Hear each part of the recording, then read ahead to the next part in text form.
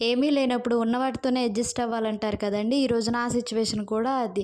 Time అయితే lunch time కావస్తుంది. ఇంట్లో కూరగాయలు ఏమీ లేవు అనేపాటికి నా కంటికైతే ఈ టమాటోలు కనిపించాయి. సో, ఇంకా ఆలస్యం చేయకుండా టమాటోలనైతే మంచిగా కడుక్కొని చిన్న చిన్న ముక్కల కింద కట్ చేసుకొని ఒక కడాయిలో పెట్టుకున్నాను. స్టవ్ ఆన్ చేసుకున్నాక అదే కడాయిలో కట్ చేసి పెట్టుకున్న ఆనియన్స్, పచ్చిమిర్చి కూడా వేసి దానిలో సాల్ట్ వేసుకొని, పసుపు వేసి బాగా మగ్గనివ్వాలి. దాని వాటర్ అంతా ఇంకే వరకు. నేను కొంచెం చింతపండునైతే యాడ్ చేశానిక్కడ.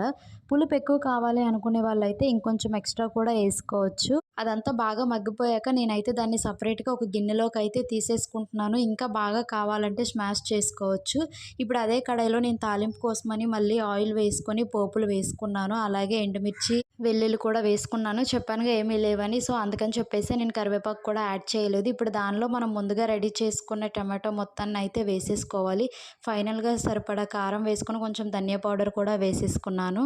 అంతే అండి. ఫైనల్‌గా టేస్టీ యమ్మీ టమాటో కర్రీ అయితే రెడీ అయిపోయింది. దీన్ని అన్నంలో వేడి వేడి అన్నంలో తింటే చాలా బావుంటుంది. ఏంటి ఆరెంజ్ అనుకుంటున్నారా? దానిలో వేయడానికి కాదులెండి. వంట చేసేటప్పుడు మధ్యలో ఆకలి వేసిందని తిన్నానే.